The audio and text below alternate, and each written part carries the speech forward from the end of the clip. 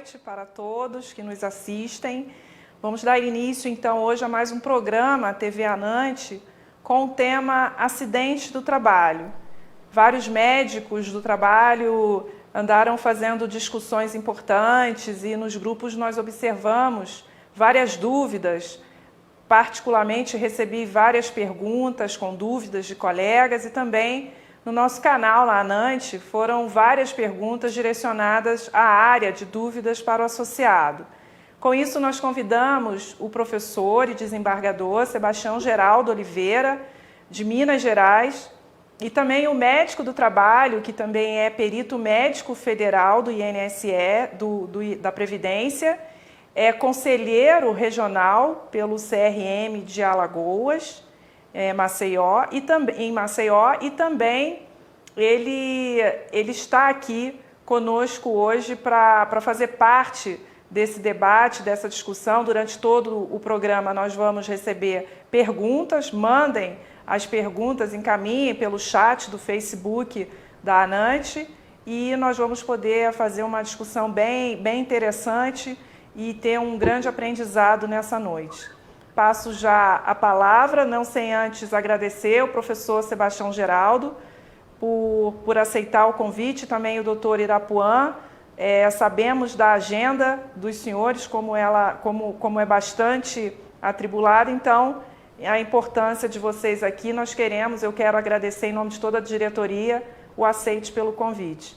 Sejam muito bem-vindos e eu passo já a palavra então para o professor Sebastião Geraldo. Boa noite, minha amiga Rosilane. Boa noite, colega aí do debate, Irapuã. É uma satisfação estar com vocês. Tenho sempre muita ligação e proximidade com os médicos do trabalho. Atuamos em muitas políticas conjuntas, atuações interessantes, e leciono há algum tempo na Faculdade de Ciências Médicas, lá no curso coordenado pelo Hudson Couto, o tema da medicina do trabalho. Então, é uma alegria estar aqui com vocês e vamos ao debate na medida que ele fosse desenvolvendo. Então, nesse momento, são os cumprimentos, fica aí meus cumprimentos e agradecimento pela oportunidade de estar falando com vocês. Doutor Irapuã. Olá, boa noite. Boa noite, Rosilane. Boa noite a todos que estão nos assistindo. Agradeço o convite e estamos aqui para debatermos um tema muito atual, muito controverso e que certamente muitos médicos do trabalho estão se sentindo, digamos, pressionados, seja pelos seus colaboradores, seus trabalhadores, seja pelas empresas, principalmente nesse momento de Covid-19, sobre o estabelecimento de nexo entre o agravo e a processografia. E, como perito do federal do INSS, a gente trabalha nesse estabelecimento de nexo no dia a dia e a gente está aqui para colaborar na discussão, ajudar nas perguntas. Maravilha. Então, o Supremo Tribunal Federal julgou e revogou o artigo 29 da medida provisória 927 de 2020, que falava que, entre outras palavras, que a determinação de acidente, a comprovação do acidente de trabalho em relação à Covid-19 estaria na dependência da comprovação do nexo causal. Com isso, com essa revogação, nós passamos a ter como a regulamentação a Lei 8.213, que estabelece e fala sobre a questão das endemias e que fica, então, direcionada essa análise do nexo causal a depender aí da natureza, da atividade, enfim. Então, existiram vários comentários, várias manifestações, e não apenas os profissionais de saúde estariam expostos, mas também outros trabalhadores em que, no exercício da sua atividade, viessem a ter uma exposição maior e risco de contaminação pelo SARS-CoV-2 e pela falta também de treinamento e do fornecimento de equipamentos de proteção individual, poderia vir, então, a ficar caracterizado aí o nexo causal e o acidente de trabalho. Então, eu queria, enquanto eu vou acompanhando aqui o chat, as perguntas dos nossos colegas e dos ouvintes, eu passo também antes a palavra para o professor Sebastião, mas eu queria cumprimentar aqui os médicos, os nossos ouvintes. Então, aqui a gente está com o doutor Pascoal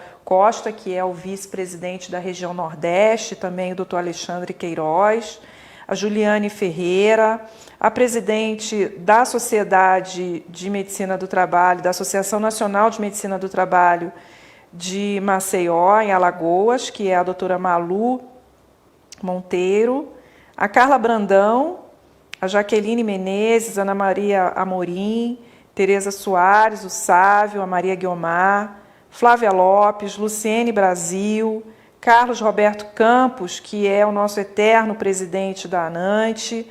Obrigada pela honra de nos acompanhar, presidente. Silvana Ramos, a professora Rose Koppelman, uma grande professora da Universidade do Rio de Janeiro, Guilherme Portugal.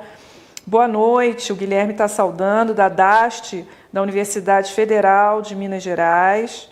O Francisco Ferreira, o nosso querido doutor Francisco Ferreira, um mestre, Carla Brandão de Abreu, Carmélia, o Júnior Rezende, grande médico do trabalho, foi residente em Minas Gerais, Alessandro, Irandi Silva, o Juraci, também professor da Universidade Federal de Alagoas. O Juraci também faz parte, é vice-presidente da Associação Nacional de Medicina do Trabalho de Alagoas e também faz parte da comissão da Revista Brasileira de Medicina do Trabalho, da ANANTE. O presidente da Associação do Paraná, Associação de Medicina do Trabalho, José Ricardo Facim, a Maria das Graças, Baeta, Marisa, José Gonçalo, que também é conselheiro, médico do trabalho, conselheiro regional do CRM de Alagoas, o Bruno Gripe, o nosso diretor de divulgação, médico do trabalho, Luiz Fernando Gagliardi, Sandoval, o Cleverson Reis, o Júnior Rezende, já falei, né? O José Vasconcelos, Luiz Bittencourt, Domiciana, Sandoval. Então, estamos todos aqui, ó. Doutora Letícia Mameri, que é médica do trabalho e psiquiatra. O Eduardo Sá, que é médico do trabalho, oftalmologista, membro também da Associação de Medicina do Trabalho de São Paulo. Então, tem vários aqui. Ao longo do tempo, eu vou saudando a todos nominalmente. Boa noite a todos. Obrigada pela audiência. Eu sigo aqui acompanhando as perguntas e passo a palavra para o doutor Sebastião Geraldo.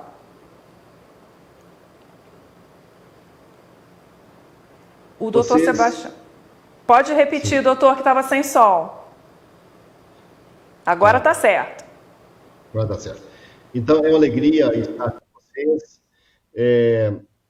Sempre caminhamos junto aí com a ANANTE, em muitas parcerias, em muitos projetos, de modo que é uma satisfação estar com vocês. Eu quero passar uma ideia nesse início, o impacto que essa pandemia tem trazido para o mundo do trabalho e o juiz do trabalho.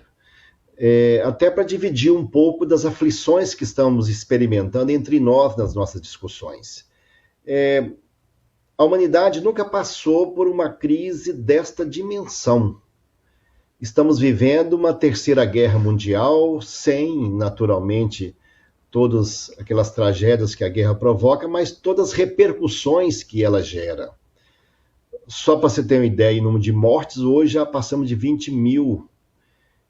E em 2018, as mortes por acidente de trabalho foram 2.098. É claro que o universo é muito maior, mas dá para ter uma ideia como que isso vai desenvolver. E ainda, estamos ainda num pico ascendente da pandemia. Eu tive fazendo um exercício agora, pouco antes de iniciar a nossa atividade, comparei os índices de mortes já ocorridos na Europa, especialmente França, Reino Unido, Itália e Espanha, Se ocorrer aqui no Brasil o número de mortes por milhão ocorrido nesses países, por exemplo, Reino Unido, lá ocorreu o índice de 545 mortes por milhão de pessoas. Se aplicar isso no Brasil, dá 115 mil mortes. Se aplicar o índice da Espanha, 125 mil mortes. A Alemanha é um ponto fora da curva. Lá daria apenas 21 mil mortes, pelo que já tem ocorrido até hoje lá, até agora há pouco. Peguei lá na estatística última da Johns Hopkins. Então, verifique que vai piorar ainda mais e a aflição vem aumentando, contrariamente ao que a população imagina ou pensa, que já está passando, que já pode começar a reabrir, ou seja, que já pode as atividades retornarem normalmente. Claro que vão retornando as atividades, isso é natural, mas o problema não está passando. Ao contrário, né? Por essas estimativas, eu andei analisando algumas consultorias americanas, a projeção deles indica uma média até agosto aqui no Brasil de por volta de 80, 90 mil mortes pelo coronavírus. Isso está causando um grande impacto no direito e alguns estão buscando estudar o direito de crise, o direito de guerra, normas excepcionais, o que vai valer nesse período, a lei feita no período de normalidade para aplicar num período de excepcionalidade. Então, a cabeça dos juristas está fervilhando de perguntas, mais perguntas que respostas, que eu imagino que deve estar acontecendo com vocês também. Eu queria falar, antes de tocar no ponto do enquadramento ou não como ocupacional, e já que eu estou falando aqui para médicos do trabalho, e sei que vocês têm um grande apreço pelo tema da saúde do trabalhador, eu acho que merece aqui um registro, porque isso é um ponto importante nas ocorrências dos últimos tempos, como o direito à saúde do trabalhador cresceu nos últimos anos de importância perante a Suprema Corte Brasileira. Talvez vocês que não lidam na área jurídica não compreendam, ou não tivessem atinado para isso, mas para nós a Constituição será aquilo que o Supremo Tribunal disser que ela é. E um artigo que estava no artigo 7º, inciso 22 da Constituição, que diz assim: são direitos dos trabalhadores, redução dos riscos inerentes ao trabalho por meio de normas de saúde, higiene e segurança. Essa previsão, que parecia mais uma norma principiológica, uma norma não aplicável, mais uma bandeira política, o Supremo, recentemente, vem dando a ela uma dimensão muito importante. Que isso vai orientar toda a interpretação das leis voltadas à saúde pelo trabalhador. Há nesse dispositivo um princípio que eu nominei nas minhas obras doutrinárias como princípio, já que determina a redução dos riscos por meio de normas de saúde, higiene e segurança, eu denominei de princípio do risco mínimo regressivo, ou seja, cada vez mais próximo de zero. O zero é impossível, mas ele deve ser cada vez mais e mais reduzido. É um princípio que está de acordo com tudo que vem sendo abordado em termos da saúde ocupacional. Isto também tem importância, que eu vou dizer, porque demoramos tanto tempo para avançar daqueles estágios que vocês conhecem bem. Primeiro estágio da medicina do trabalho, que depois passou para o estágio da saúde ocupacional, depois atingiu o degrau da saúde do trabalhador, e hoje avança para a qualidade de vida no trabalho. Isso demandou muito tempo de maturação e densificação da doutrina para ser aceito, e a Constituição já falou pela primeira vez saúde do trabalhador, a Constituição de 88, eu separei aqui 6 julgamentos recentes do Supremo que merece essa abordagem. É bem rápido isso. Primeiro, um ADIM, quer dizer, o ADIM, Ação Direta de Inconstitucionalidade, que foi arguída, da lei dos bombeiros, porque bombeiro tem uma jornada de 12 por 36. E foram discutir se era constitucional ter essa jornada.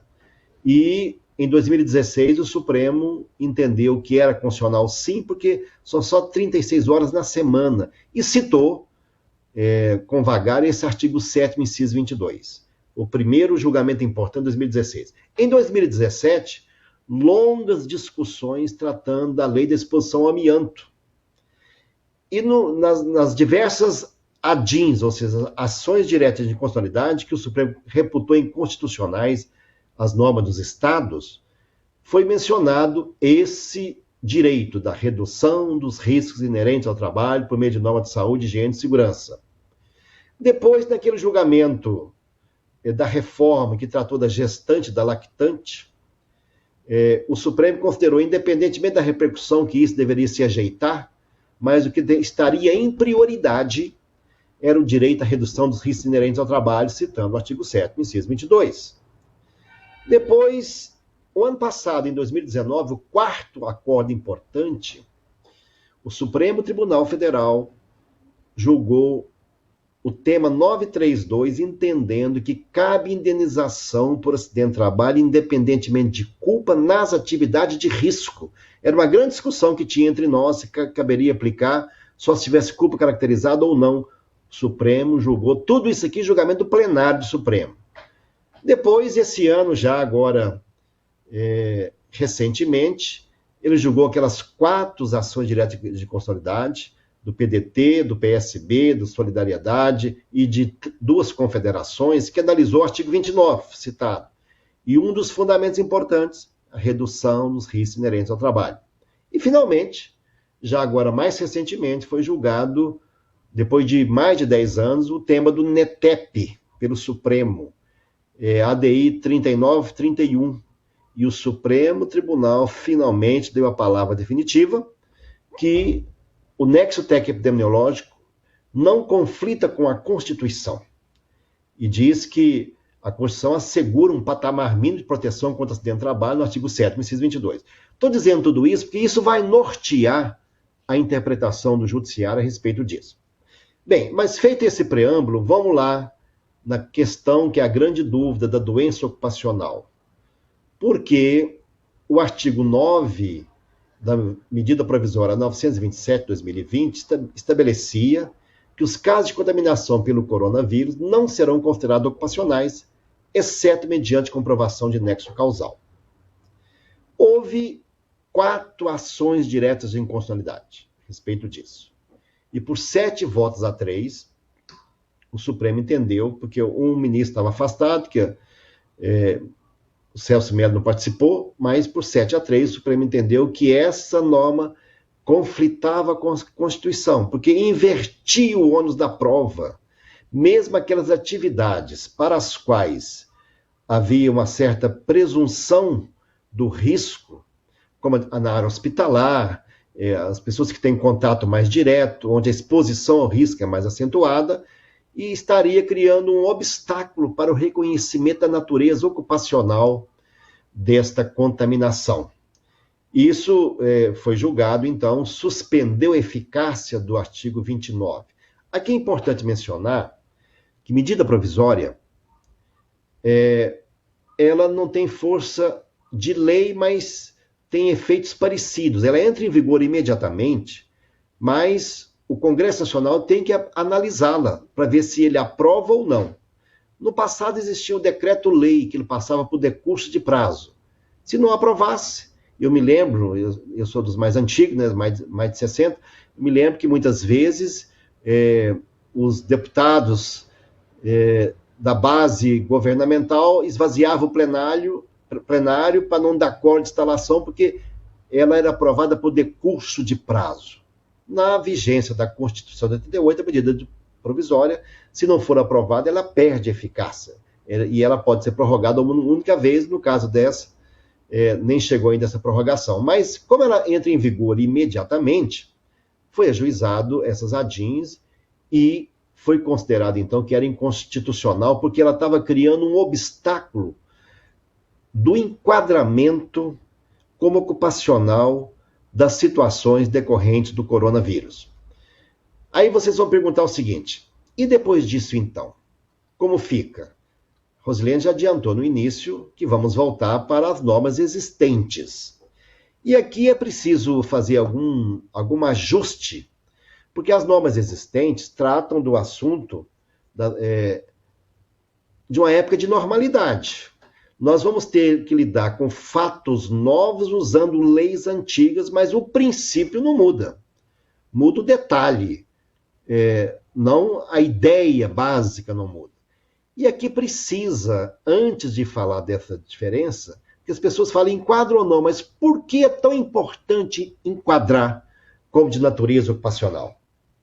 Tem 8 motivos. Precisamos tratar desses 8 motivos, em razão dos quais o trabalhador quer que enquadre aquela patologia como de natureza ocupacional e o empregador, preferencialmente, quer que aquela patologia não seja considerada de natureza ocupacional.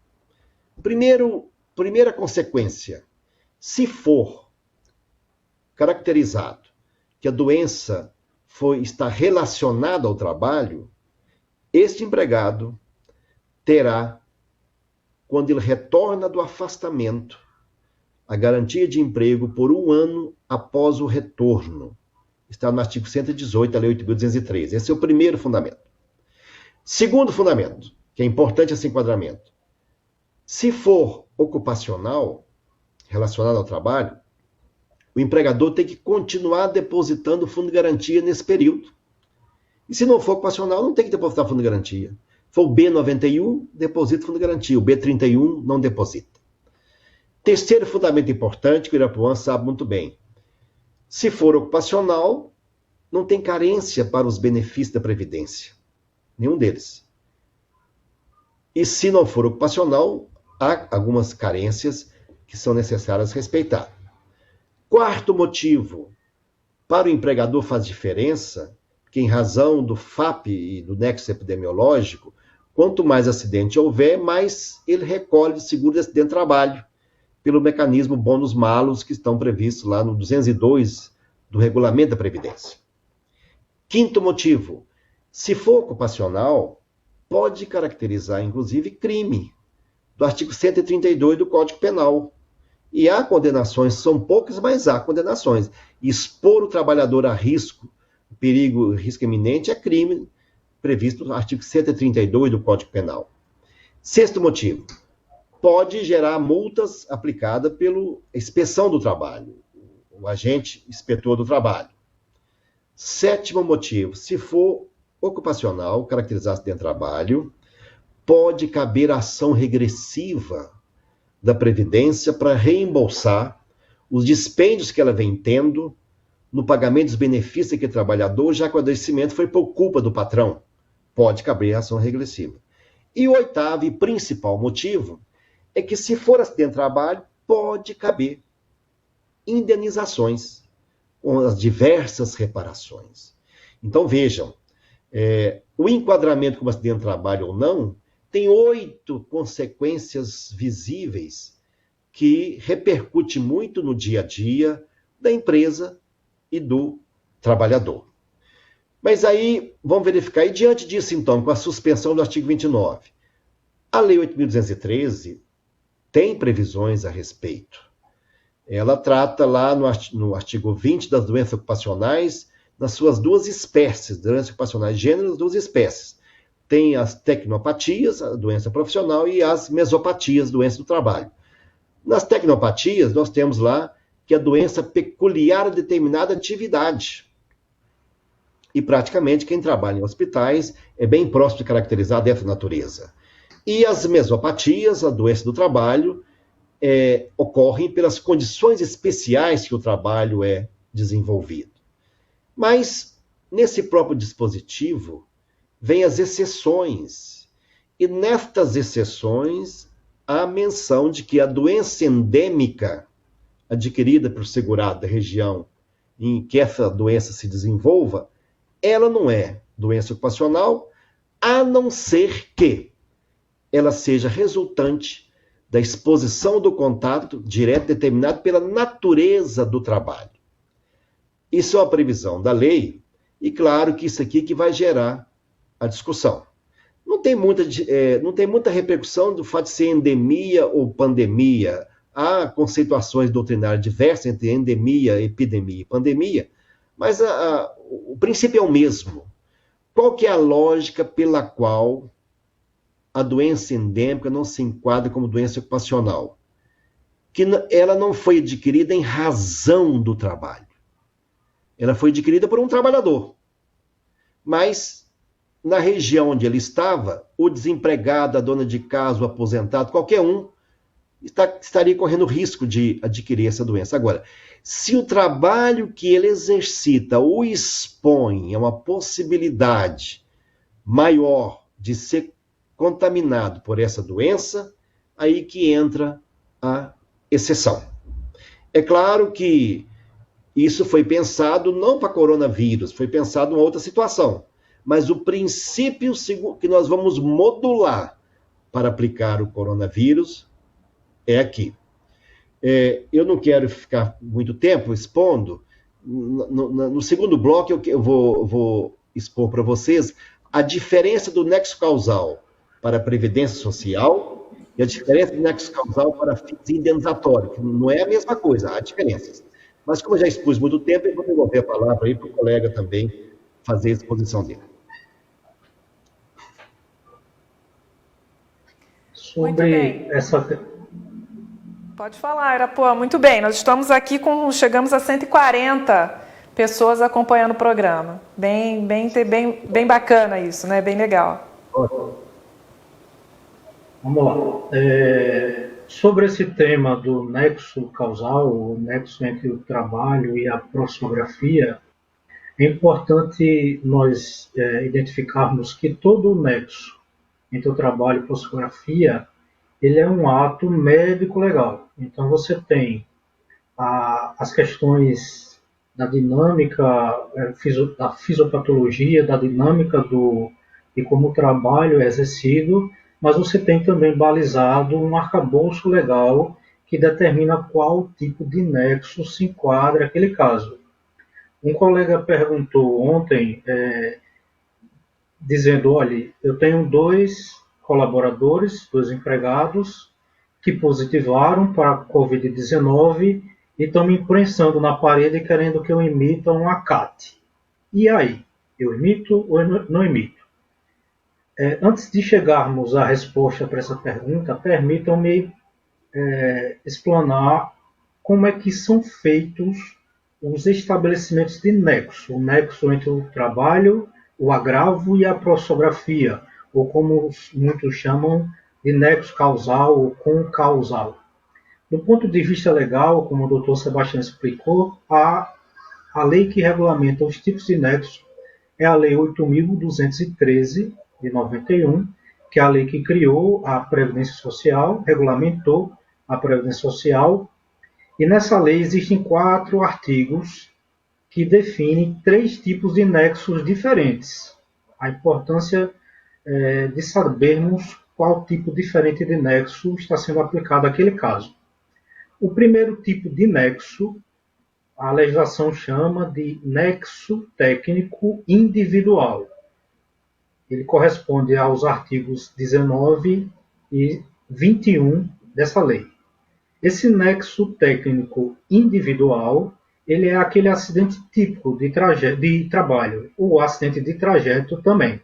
Então é aquele cidadão que estava no trabalho e teve a mão decepada por uma máquina no ambiente de trabalho. Isso está claro, ninguém tem dúvidas que isso é um acidente de trabalho. Então este é o nexo técnico individual. Nesse nexo técnico individual também entra o acidente de trajeto, que foi recentemente, mês passado, repristinado, ressuscitado, digamos assim, pela revogação da medida provisória 905, que a medida provisória tinha acabado com o acidente de trajeto, mas como a medida provisória foi revogada, um dia antes de caducar, então o artigo do nexo técnico individual para acidente de trajeto foi restabelecido. O segundo tipo de nexo existente é o nexo profissional barra do trabalho. É um tipo de nexo 2 em 1, que ele é composto de duas situações. Esse tipo de nexo ele é regulamentado pelo artigo 20 dessa Lei 8.213. E esse nexo profissional do trabalho ele é dividido em dois grandes grupos. O nexo profissional é aquele nexo que está previsto na lista A do Decreto 3048 de 1999. E o nexo do trabalho, que é a outra perna, é a lista B desse mesmo decreto. Qual é a diferença de uma lista para outra? A lista A são aquelas doenças profissionais típicas. Por exemplo, chega um paciente para você com asbestose. Então, obviamente, a asbestose é uma doença patognomônica de exposição ao asbesto, ao amianto. Então, ela está na lista A. Da mesma forma, a silicose, e por aí vai. A lista B já é uma lista das doenças ocupacionais gerais. Então, nelas estão as tendinites, os problemas psiquiátricos e por aí vai. E o terceiro tipo de nexo, que é, digamos assim, o mais polêmico, é o nexo técnico epidemiológico. Esse nexo técnico ele é regulamentado pelo artigo 21-A dessa Lei 8.213, que foi inserido na lei em 2006, através da Lei 11.406. O nexo técnico epidemiológico, que muitos pensam que só existe ele, mas ele é um dos três, inclusive é o que tem menos expressão no dia a dia da perícia médica no INSS, porque a maioria dos tipos de nexo, curiosamente, é aquela segunda opção, é o nexo técnico profissional do trabalho. Em segundo lugar, vem o nexo técnico individual, que é aquele acidente típico. E em terceiro lugar, vem o nexo técnico epidemiológico. E o que é um nexo técnico epidemiológico? Ele foi feito um estudo estatístico de quais benefícios auxílio-doença no INSS tinham os CIDs-10 mais prevalentes, mais frequentes. E aí foi feita uma associação pelo Código de Atividade Econômica da empresa. Então, a empresa de banco, ela tem muito CID da classe M, das tendinites, das bursites. Então, o nexo técnico epidemiológico entendeu que toda vez que tiver um CID-M, um trabalhador de algum dessas empresas, automaticamente ele vai ser estabelecido o nexo. Esse nexo epidemiológico ele é muito controverso, inclusive até no meio pericial. Tem uma discussão, inclusive até semântica, que ele não seria bem um nexo epidemiológico, ele seria um nexo estatístico, mas essa discussão fica para um outro momento. Então, existem esses três tipos de nexo. O nexo individual, o nexo profissional / do trabalho e o nexo epidemiológico. E a própria lei, a Lei 8.213, no artigo 20, ela diz quais são as situações excludentes que não podem ser consideradas como nexo causal ou nexo entre o agravo e a profissiografia. E aí, na lei, ela cita as doenças degenerativas, as doenças endêmicas, o doutor Sebastião citou um pouco sobre isso. E aí, o texto da lei é claro, doença endêmica. E aí é um questionamento que se pode fazer. Estamos diante de uma doença epidêmica que está no mundo inteiro, então ela é uma pandemia. Mas epidemia e endemia são as mesmas coisas? A gente sabe, do ponto de vista epidemiológico, que não são iguais, não é a mesma coisa. Então você tem na endemia aquelas doenças permanentes que já existem na comunidade ao longo de uma série histórica, e a doença epidêmica, aquela doença que surge um número muito acima do histórico anterior. No caso da Covid-19, ela não existia no mundo, passou a existir do ano passado para cá. E a gente não sabe se ela veio para ficar ou se depois dessa fase da epidemia ela vai desaparecer como os outros coronavírus que antecederam a Covid-19. Então, epidemia e endemia são coisas distintas. Dando um exemplo prático, imagine aquele cidadão que trabalha lá na sua empresa, aquele colaborador, aquele empregado, que é acometido de um quadro de dengue. Obviamente, você não vai emitir um ACAT para esse cidadão, porque você não... A dengue é uma doença endêmica no Brasil todo, mas por que você não vai emitir um ACAT? Porque você não tem como estabelecer que aquela contaminação pelo vírus do dengue ocorreu no trabalho, já que o vetor está espalhado na cidade inteira. Você não tem como garantir que ele se contaminou em casa, se contaminou em outro local, que não seja o trabalho. É diferente, por exemplo, eu que moro aqui em Maceió, ser deslocado pela minha empresa para trabalhar lá no interior de Manaus, do Amazonas, e adquirir lá a malária. Se eu trabalhasse lá no Amazonas, que lá é uma região endêmica para a malária, estaria naquele mesmo exemplo da dengue que eu citei aqui. Mas em Alagoas não existem casos de malária. A malária não é endêmica aqui em Alagoas. Então, se eu apareço com positivo para malária e tenho esse deslocamento pela empresa lá para um outro local que lá era endêmico, então está estabelecido o nexo, apesar de ser uma endemia lá. Um outro exemplo clássico dessa diferença de epidemia, pandemia e dos nexos da endemia. Imagine aqui em Alagoas, os municípios do interior, principalmente, são áreas endêmicas para ectossomose maçônica. Então, imagine que um empregado, um colaborador de uma empresa de esgoto, de beneficiamento de esgoto, de abastecimento, em que ele foi deslocado para o interior e que ele teve que adentrar uma galeria de esgoto, enfim. E tempos depois foi diagnosticado com ectossomose. Então você pode, muito bem, isso depende de cada caso, obviamente, mas você pode estabelecer esse nexo, apesar de ser uma doença endêmica. Então você tem uma doença endêmica que, pela lei, ela não seria, de primeira análise, estabelecido o nexo, mas cada caso é um caso. Então estamos diante de uma pandemia.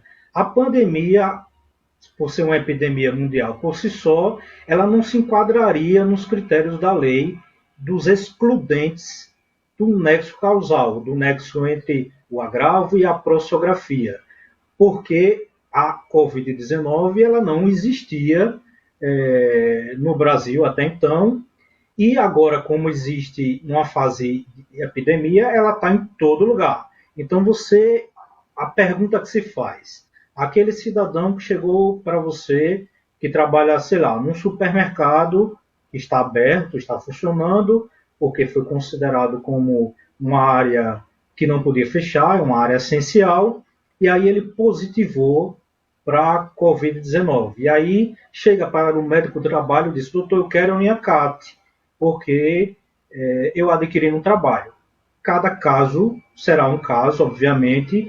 O que o médico do trabalho tem que definir é se esta contaminação pelo SARS-CoV-2, pelo vírus da Covid-19, ocorreu no ambiente de trabalho ou na comunidade. Isso, obviamente, é muito difícil de estabelecer, vai depender de uma série de fatores, vai ser necessário uma investigação, muitas vezes vai ser importante envolver as CIPAs, as comissões de prevenção de acidente, os SESMITs, para fazer uma investigação. Depende muito também da empresa. A empresa forneceu o EPI, os EPIs eram adequados.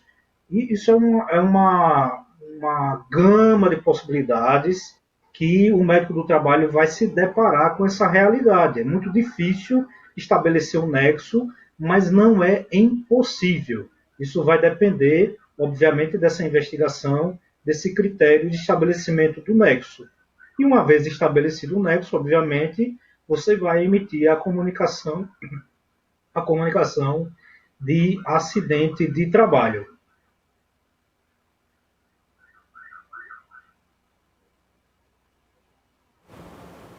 Muito bem. Foram duas maravilhosas apresentações. Eu já tenho aqui várias perguntas. Chegamos a 152. Eu vou chamar o vídeo da Anante um segundinho enquanto a gente bebe água para voltar a palavra para as respostas. Temos aqui várias perguntas.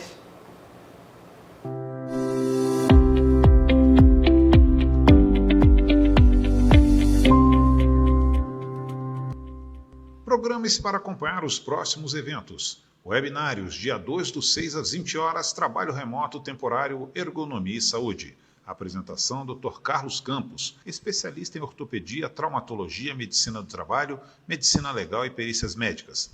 Dia 16 de junho, às 20 horas, aspectos éticos na prática da medicina do trabalho. Apresentação, a presidente da ANANTE, doutora Rosilane das Mercedes Rocha. Para participar, acesse o site anante.virtual.org.br. O Anante Virtual é um benefício gratuito exclusivo para associados adimplentes. As atividades também podem ser adquiridas separadamente. Programa Anuidade Zero Cofry. Compre na rede conveniada e acumule crédito para descontar na sua anuidade. Consulte o site www.anante.org.br. Guia Prático ANANTE sobre Covid-19, versão atualizada. A ANANTE publica a segunda edição do documento com informações atualizadas para nortear a prática dos médicos do trabalho. Acessem www.anante.org.br. Imagina ser associado da ANANTE e obter descontos na anuidade. Programa Anuidade Zero. Fique ligado com os nossos canais de comunicação e saiba mais em breve.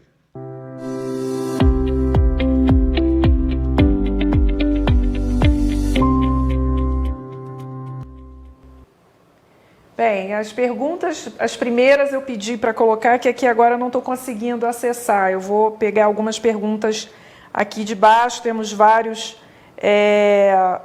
colegas aqui, inclusive profissionais que atuam na área de segurança e saúde no trabalho e que fazem parte de outras profissões, enfermagem, fisioterapia, engenharia de segurança. Bacana ter vocês aqui.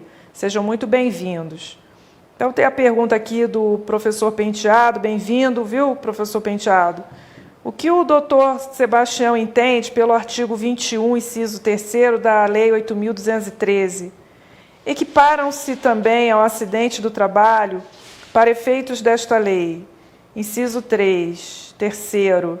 A doença proveniente de contaminação acidental do empregado no exercício da sua atividade. Professor. Pois não. Mas eu antes queria fazer uma separação, antes de responder isso. Fica à vontade. Que é o seguinte, é preciso ter bem claro que o nexo causal para enquadramento na Previdência tem uma natureza e o nexo causal para gerar indenização é de outra natureza, por algumas diferenças fundamentais. Primeiro, que a Previdência é social. Ela tem um nexo causal muito mais elástico. E a indenização é um direito privado que vai gerar uma reparação de danos. Segundo, o seguro de acidente de trabalho incluiu muitas questões no conceito de acidente de trabalho, inclusive o caso fortuito, força maior, FAT terceiro, exatamente porque ele quer dar cobertura ampla aos trabalhadores. Mas nem todos os fatos dessa natureza geram indenização, que aí é direito privado de outra natureza. Por exemplo, a culpa exclusiva da vítima exclui o nexo causal para indenização, mas não exclui o nexo causal para fins de benefício da Previdência. Tanto que o benefício da Previdência não é uma indenização, ele garante uma prestação de natureza alimentar, não tem propósito de ressarcir prejuízo. E por isso que ele tem garantia estatal. Então, é importante deixar claro que nem sempre o fato de considerar que ocorreu o nexo causal para fins previdenciários vai ensejar necessariamente indenização para aquele trabalhador. há muitas situações que ele recebe sim como acidente de trabalho da Previdência, mas isso por si só não autoriza o deferimento da indenização pela reparação do dano. Agora, a contaminação acidental é um dispositivo que tinha zero na estatística até então, porque os fatos eram bem mais raros de contaminação acidental por acidente de trabalho. Claro que esse dispositivo será agora, de alguma forma, agitado, porque pode ocorrer, sim, a contaminação, e é um caso típico que caracteriza o contágio em razão do trabalho. Claro que tendo prova nesse sentido, mas veja bem, aqui é um dado importante. O julgador, quando julga, ele não é um autômato que interpreta ao pé da letra cada dispositivo. Eu quero analisar a finalidade dele.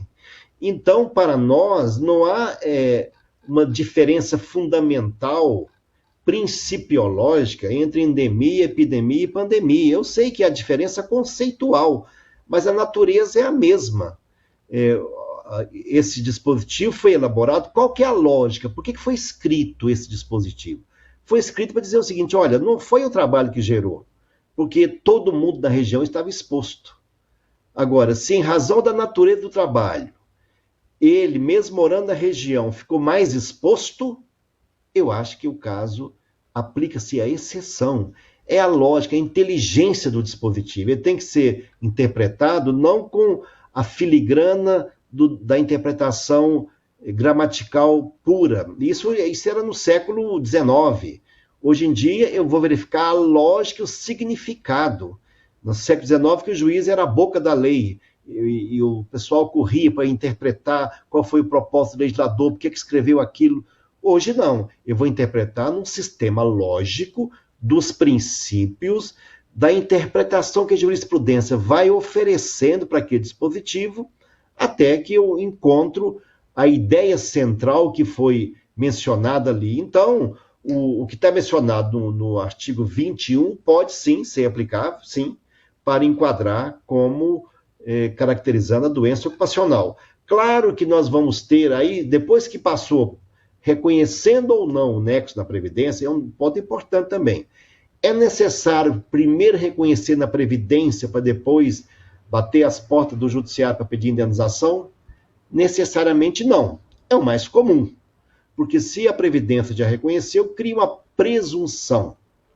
Mas a própria súmula 378 do TST menciona que é pressuposto para dar essa estabilidade para o acidente de trabalho, que ele tenha ficado afastado mais de 15 dias, a não ser que, depois da despedida, haja uma prova demonstrando que aquela doença guarda relação de causalidade na época do contrato de trabalho. Então, mesmo depois da dispensa, eu posso reconhecer o nexo causal. Agora, eu sei que teremos muitas e muitas discussões. Por exemplo, no setor médico, onde o risco é muito acentuado, o pessoal de ambulância, os técnicos de segurança, o pessoal que trabalha no CTI e vários outros que nós estamos mencionando aqui, não vou lembrar de todos, são situações onde a probabilidade do nexo é muito mais acentuada. O nexo probabilístico é muito mais acentuado. Pode caracterizar a culpa ou pode decorrer do mero risco. Mas aí surgem aquelas situações embaraçosas. E o colega que contagiou o outro? E o colega que contagiou lá na residência dele, onde ele reside, e levou para a empresa? E a questão do acidentado que sofreu um acidente de outra natureza, foi para o hospital e lá ele se contaminou. Então, são várias questões vão surgir no dia a dia e que certamente vai ter que ter uma análise casuística para verificar foi causado ou não para o trabalho. Agora, claro que a interpretação do nexo causal terá que fazer ajustamentos para essa nova realidade. A pergunta que o aplicador da lei faz é a seguinte: se fosse redigir a lei hoje, como é que ela seria redigida dentro desse princípio que norteia? Qual que é a lógica do princípio? Essa interpretação do judiciário. Por isso que o O legalista é aquele que aplica a lei estritamente sem interpretá-la na sua lógica. O jurista analisa a lei de uma forma mais ampla, verificando a finalidade do direito. Porque agora surge a pergunta seguinte: qual a finalidade do direito? Por que existe direito? Por que existem regras? A finalidade do direito é para garantir uma convivência harmoniosa. Qualquer país do mundo existe uma ordem jurídica. Quanto mais atrasado o país, o direito dá força. Quanto mais adiantado o país, a força do direito. Então, o fim do direito é o bem comum. É claro que eu terei que ter também sensibilidade, que nós teremos um período de empresas falindo, dificuldades financeiras absurdas, possibilidades de chantagem, tanto de empregado quanto de empregador, nesse período de retorno ao trabalho, doença mental relacionada ao trabalho com uma possibilidade de grande crescimento nesse período de ampla insegurança para todo mundo. Então, temos que analisar o fim maior do direito, que é a paz social, a segurança e a justiça. Justiça no caso concreto. Por isso que o judiciário e a Constituição é muito ampla em colocar a dignidade da pessoa humana como um pilar da Constituição, mas não é um princípio que, em razão dele, eu posso fazer qualquer coisa, não. Tem que ter uma razoabilidade, um bom senso, equilíbrio. Até porque, naturalmente, em situações como essa, lógico que a indenização de uma morte por coronavírus, com nexo deduzido do trabalho, não vai ter a mesma dimensão de uma indenização por uma culpa manifesta característica da empresa. A razoabilidade ao fixar a indenização vai considerar desta mesma forma também. Então, teremos aí, vamos voltar a investigar direito de crise, direito de guerra, como atender o desafio da vítima com o desafio da empresa, e por isso que o judiciário tem liberdade e autonomia para fazer justiça do caso concreto. Perfeito. No início da fala do senhor, foi uma parte também da dúvida que eu tinha, exatamente. Eu trago aqui agora uma pergunta do Dr. Diego Torres Aladim. Boa noite, sou médico do trabalho em hospital, todos com os devidos equipamentos de proteção individual e orientações. Porém, obviamente, muitos adoeceram. Além disso, a grande maioria dos profissionais trabalha em mais de um serviço. E aqui, por exemplo, doutor Sebastião, nós temos colegas, né, e profissionais de saúde em geral, que trabalham aqui no Distrito Federal, aqui em hospitais de Brasília, do Distrito Federal, e também trabalham em Anápolis, em outros hospitais, em cidades de Goiás. A questão dele é a mesma dúvida de vários colegas médicos, né? Que quando eles atendem, há necessidade, se eles estão prestando a assistência ali já ao trabalhador de emitir a CAT, ou se não foram eles que atenderam, notificar, né, o setor de pessoal do hospital para que faça a emissão da CAT. Como que o senhor orienta os médicos do trabalho? Porque essa é a realidade. O que o senhor falou é muito importante, eu já tinha tido aulas com o senhor sobre isso, que existe uma diferença entre o direito civil, que é o direito de indenizar, e a questão previdenciária, que é de comprovar que foi um acidente de trabalho, mesmo no qual a empresa não tem agido nem por ação, nem com omissão para dar causa como culpa a esse acidente de trabalho. Então, isso ficou muito claro. Mas agora, essa situação sobre a emissão de CAT, professor, como se orienta? Eu acho que orientar, nesse período, eu tenho a impressão daquilo que vou julgar. O médico, certamente, aí entraria outros preceitos. Porque, veja bem, é claro que os casos manifestos, haverá emissão da CAT. Os casos duvidosos, se apegando na regulamentação da lei acidentária, lá menciona diagnóstico firmado. E o nexo causal aí é muito duvidoso. Eu estou prevendo que a grande maioria não vai emitir a CAT. Eu não estou orientando para isso, porque depende do caso concreto e depende dos elementos que o médico tiver. Se ele tiver uma grande probabilidade que aquele adoecimento foi causado pelo trabalho, ele deve determinar a emissão da CAT. Mas nós sabemos que na vida prática, pelo menos o que chega para nós julgar, na dúvida, muita gente não emite a CAT. E essa dúvida é razoável, ela vai surgir durante esse período. Pelo que está previsto na própria CLT, mesmo no caso de suspeita, deveria emitir a CAT, mas a norma previdenciária não trata com essa clareza. A própria nova redação da NR7 não mencionou com essa clareza como tinha na redação anterior. Mas, de todo modo, o que vai ocorrer, então? Emitindo ou não a CAT, o trabalhador pode ir na justiça e vai procurar um advogado e falar, olha, eu estou convencido que eu adoeci foi em razão do trabalho. Se já tiver um benefício previdenciário reconhecido, a presunção a favor dele melhora. Ok. Mas e se não tiver? O que o juiz vai fazer? Eu vou nomear uma perícia. Mas, nesse caso, vai ter muita importância o julgamento que o Supremo fez no ano passado, que terminou agora em março desse ano, consolidando a ideia da responsabilidade civil objetiva. É o tema 932. O que ele disse? Que cabe indenização, mesmo não caracterizando a culpa, quando a atividade desenvolvida por aquela vítima colocar numa exposição a risco especial com a potencialidade lesiva maior do que aos demais membros da coletividade.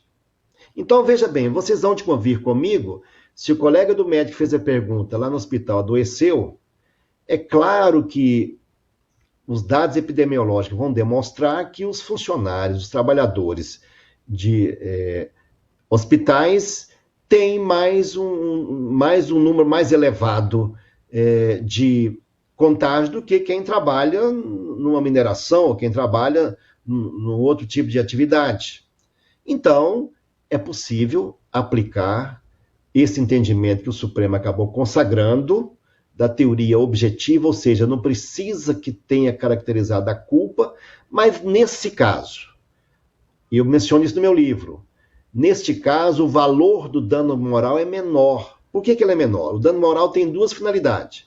Primeiro, compensar a vítima, e depois efeito educativo, de punir o infrator descuidado. Nesse caso, como decorreu simplesmente do risco, não tem finalidade educativa. Logo, o dano moral será um dano de menor valor, porque não tem finalidade de punir aquele culpado que não seguiu as regras. Se ele seguiu todas as regras e mesmo assim apareceu a doença, ele trabalha numa área de alta exposição, nos julgamentos, muito provavelmente, os juízes de trabalho vão dizer o seguinte: onde ele trabalha, até pelo NETEP, que agora o Supremo diz que o NETEP é válido, julgamento do pleno do Supremo, não tem mais discussão, foi do plenário, então é cabível, não, há uma presunção de nexo, a não ser que o empregador derrube a presunção dizendo o seguinte: não, mas ele adoeceu porque ele tem um segundo trabalho, eu soube que o irmão dele adoeceu, é um gente da família, adoeceu, foi por lá e não por aqui.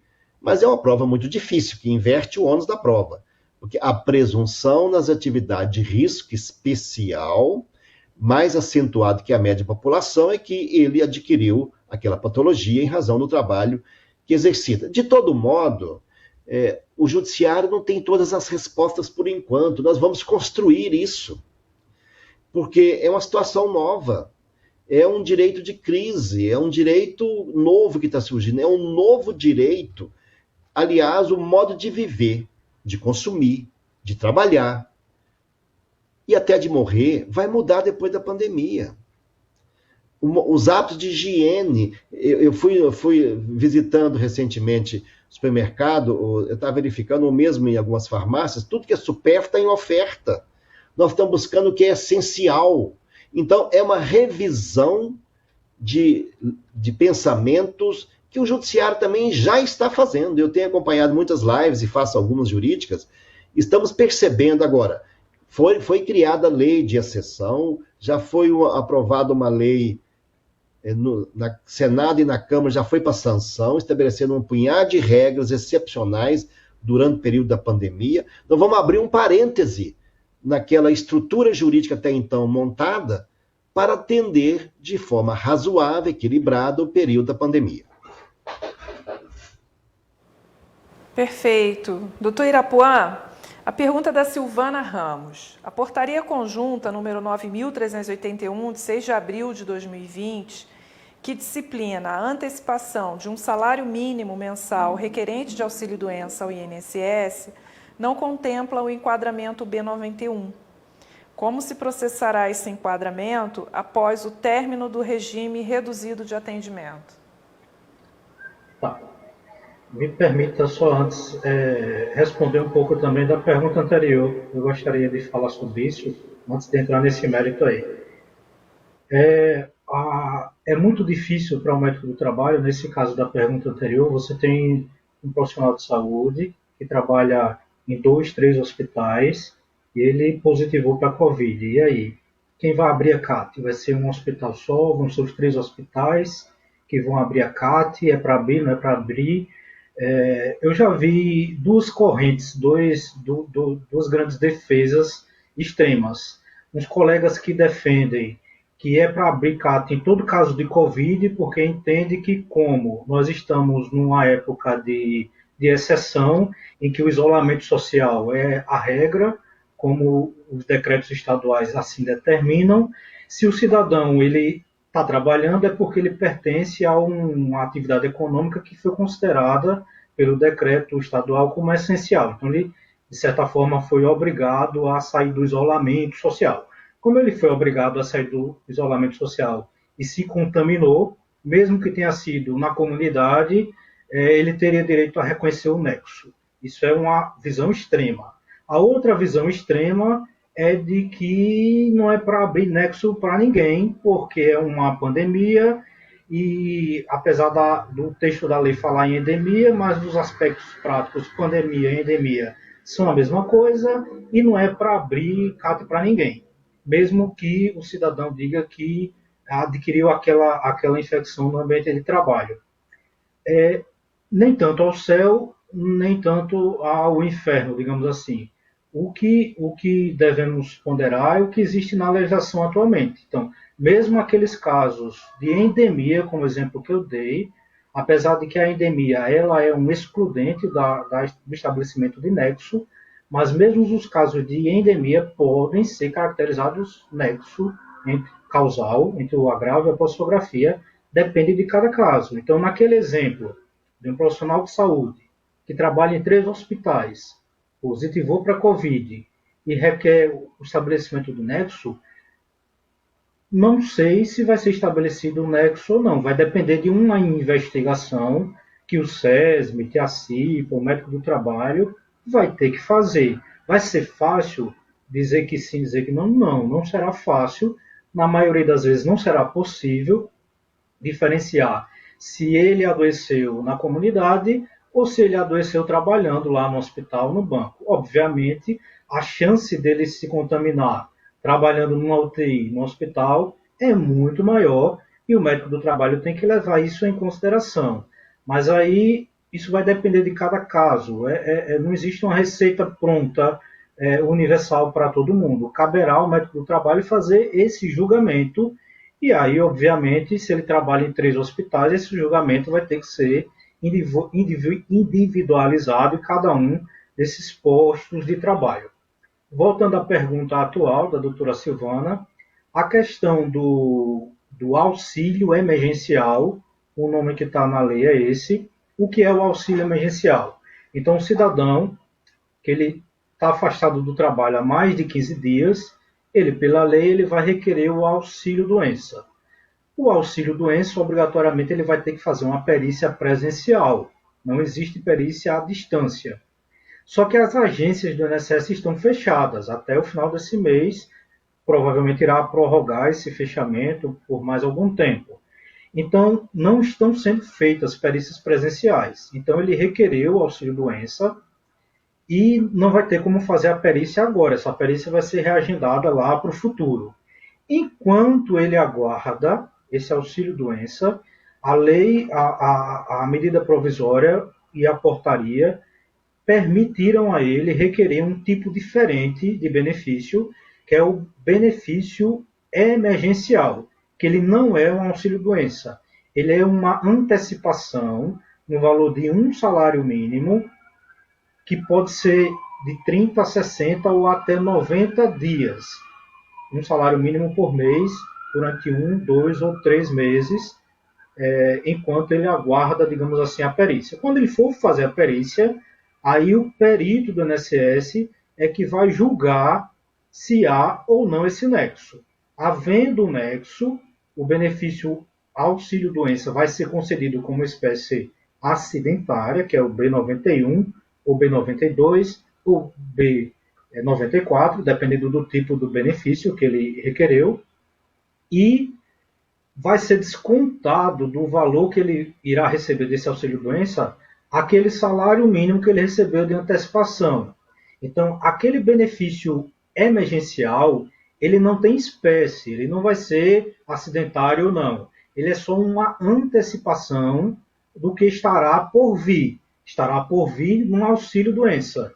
E aí, nesse auxílio-doença, durante a perícia, é que vai ser estabelecido o nexo. Se tem nexo, é benefício acidentário. Se não tem nexo, é um benefício previdenciário. Aí, na eventualidade da perícia lá no futuro, do auxílio-doença, verificar que ele não tem capacidade, ele vai ter que devolver esse valor que ele recebeu antes? Não. Isso já foi estabelecido, que se na eventualidade de lá na frente a perícia dê uma decisão contrária, denegatória, dizer que ele não tem incapacidade laborativa, ele não vai ser obrigado a receber esse adiantamento de um salário mínimo que ele recebeu do benefício emergencial. Acredito que consegui responder a pergunta da colega. Bom, os médicos têm várias perguntas. Obviamente a gente não vai conseguir esgotar, como o professor Sebastião falou. É uma situação muito nova e todos nós vamos ter que estudar e ter muito conhecimento do ambiente de trabalho, do processo do trabalho, dos riscos que esses profissionais todos estarão submetidos. Os profissionais de saúde, principalmente pela natureza da atividade, é importante a gente saber disso, principalmente por aquilo que o professor falou no início, né, dessas garantias previdenciárias que são muito importantes para os profissionais de saúde que estão tão expostos e que estão adoecendo. O número de trabalhadores da saúde afastados, tanto por questões moderadas, mas também por questões, por um quadro grave, um quadro clínico grave, é muito grande, e esses trabalhadores precisam estar cobertos pela Previdência e terem garantidos aí o nexo, porque, obviamente, pelo risco alto e pela sua atividade, eles foram realmente contaminados em detrimento da sua atividade laborativa. Eu quero passar a palavra de volta para o doutor Sebastião. Nós já estamos nos encaminhando para o final do programa. Muito rico, tivemos uma audiência muito grande. Os comentários estão ainda aqui na página do Facebook da ANANT e os nossos convidados poderão responder ao longo dos dias. Professor Sebastião, por favor. Eu só queria fazer um registro, é o seguinte, até 99 havia pagamentos diferenciados do benefício acidentário comparado à doença comum. Na época, o governo percebeu que estava gastando muito dinheiro com processos judiciais, onde se discutia se era do trabalho ou não. O que ele fez? Igualou o valor dos benefícios. O benefício previdenciário ou benefício acidentário, no valor que vai receber do auxílio-doença, não tem diferença.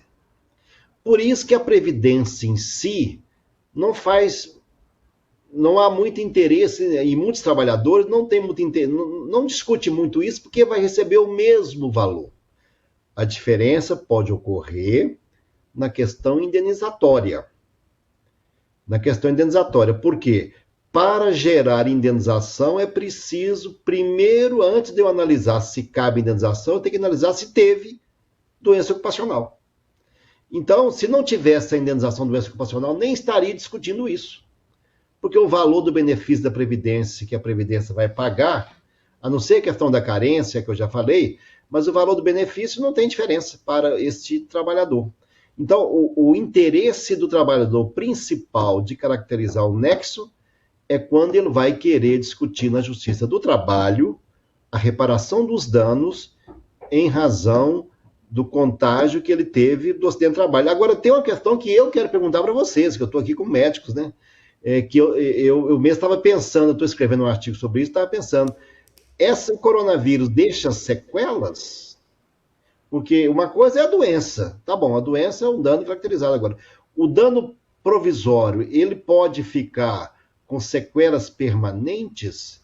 É claro, se tiver uma comorbidade, eu já deduzi que sim, porque aquela doença acentua uma fragilidade que já existia. Agora, exclusivamente do adoecimento, pode ficar sequela permanente que se torna inválido depois?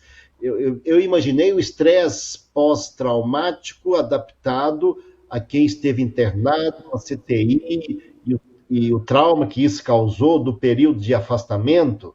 Eu imaginei que sim, mas é uma cogitação que o perito, que vocês que vão me dizer, não eu que sou julgador, estou imaginando pela lógica da questão, como estamos quase numa terceira guerra, como teve os neuróticos de guerra, bem caracterizado por aí, teremos, entre aspas, com a nomenclatura mais moderna, os neuróticos da pandemia, que ficarão inválidos. Tudo isso vai surgir e eu estou ansioso de esclarecimento médico que me demonstre, mas eu sei também, e já estou presumindo, que a doença é muito nova e que a extensão de tudo que ela pode provocar não está bem delineada pelo que vejo na imprensa, né? Eu queria fazer esses dois registros. Bem, professor, existem várias situações clínicas, como, por exemplo, a questão da trombose, que tem acontecido, que pode acarretar, inclusive, deficiência, né, com amputação de membros também. Então, são várias outras sequelas que podem advir. O senhor falou sobre o transtorno de estresse pós-traumático.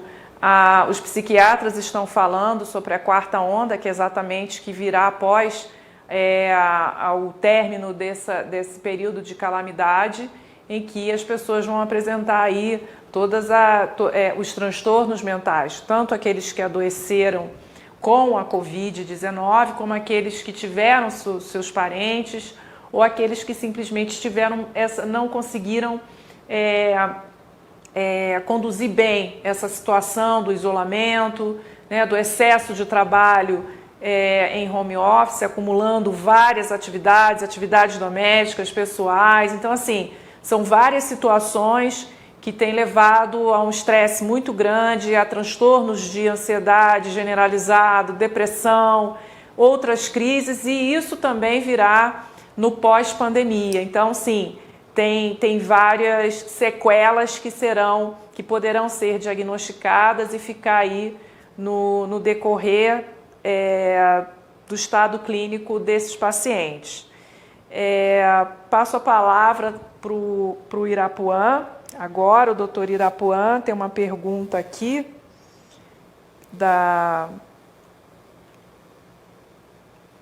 Eu acho que eu baixei demais a pergunta. Ela diz o seguinte: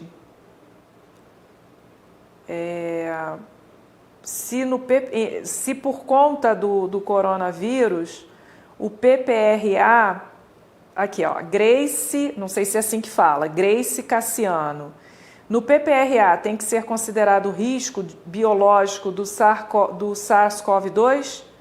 Se sim, e o funcionário der positivo no exame, teria que abrir a CAT. Ela fala do PPRA, doutor Irapuã. Eu imagino, então, que a colega está revisando o PPRA da empresa, está construindo o PPRA agora. Obviamente, depende muito do serviço, do ambiente de trabalho. Se o serviço prevê um serviço de saúde, por exemplo, que o cidadão está exposto a risco biológico no ambiente de trabalho e, obviamente, você pode atender pacientes portadores assintomáticos ou portadores já diagnosticados do SARS-CoV-2. Obviamente, você vai colocar como risco biológico, sim, a possibilidade do coronavírus. E, obviamente, isso também não é uma carta branca para todo caso positivo ser aberto uma CAT. Obviamente, cada caso será analisado individualmente. Não existe uma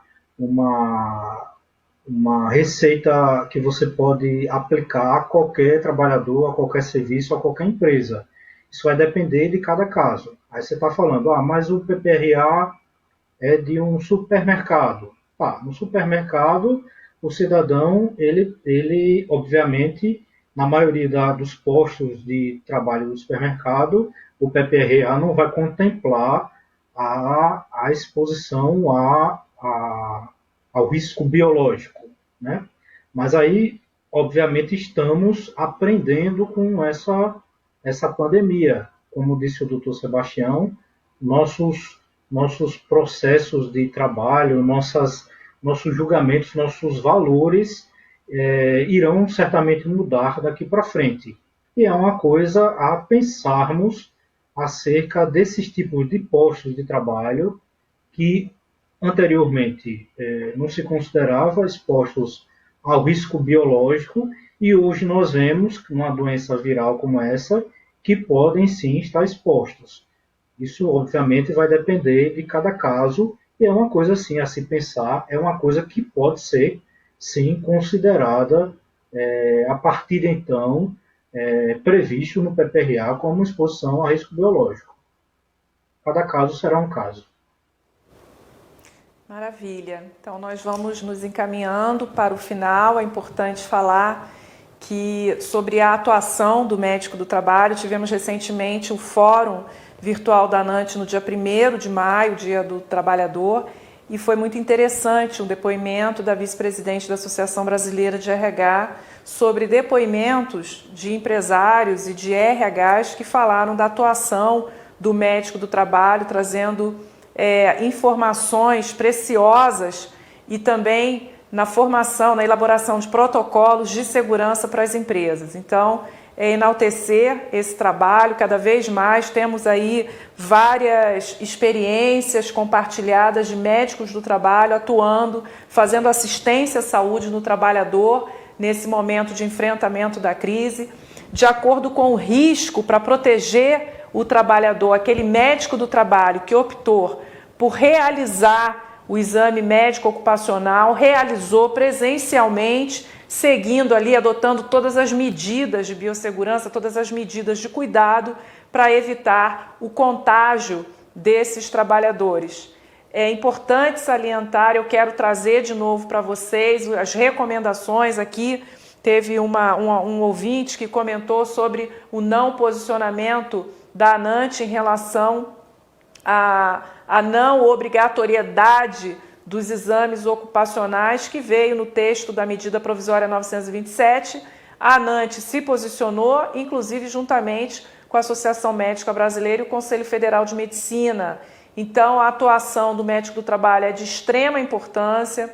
Os exames ocupacionais, quando realizados, precisam ser presencialmente. Não existe exame ocupacional realizado com recursos de telemedicina. Hoje, no plenário do Conselho Federal de Medicina, inclusive, foi aprovado um parecer que veda ao médico a realização dos exames médico-ocupacionais, admissional, periódico, retorno ao trabalho, mudança de função e demissional, com recursos de telemedicina. Precisa ser presencial, com exame físico direto no trabalhador.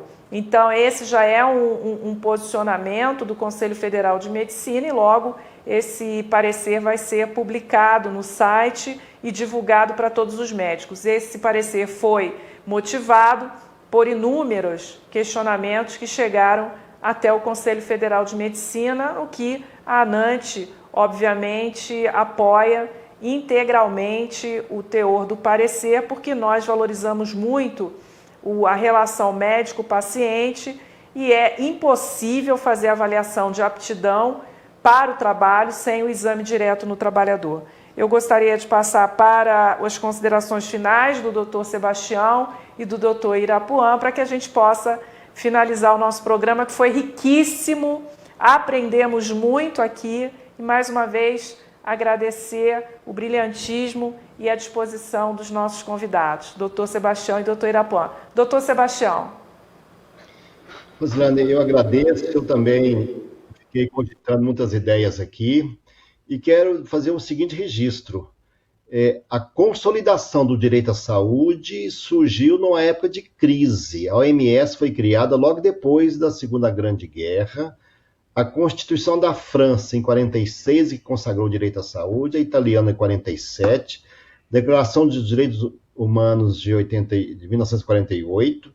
Então, é nesse período que a essencialidade da saúde e dos profissionais da saúde vai ficar muito mais visível. Aliás, está na hora de vocês conseguir uma lei da profissão de vocês, que os engenheiros já têm há muito tempo.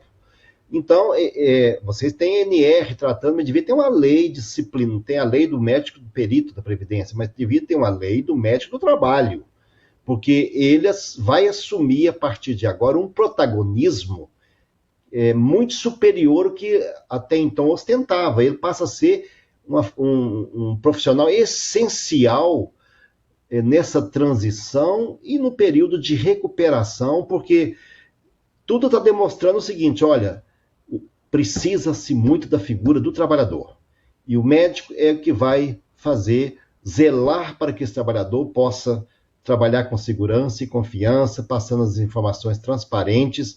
Então, eu sugiro que vocês meditem a respeito, e que é um período, e eu vou considerar dessa forma, sempre que for possível falar, enaltecer o papel dos profissionais da área médica. Estou falando do médico de trabalho, mas tem outras funções também correlatas que assumem muita importância. Gostei muito da participação, muito obrigado e um abraço a todos. Até uma outra oportunidade. Doutor Irapuã. Eu agradeço o convite, agradeço a participação. Realmente, nós estamos diante de um momento histórico para a medicina no mundo todo, e o médico do trabalho, sobretudo, exerce um papel fundamental na questão de controle epidemiológico, de controle de casos, de cuidado do paciente, do seu colaborador, do seu empregado.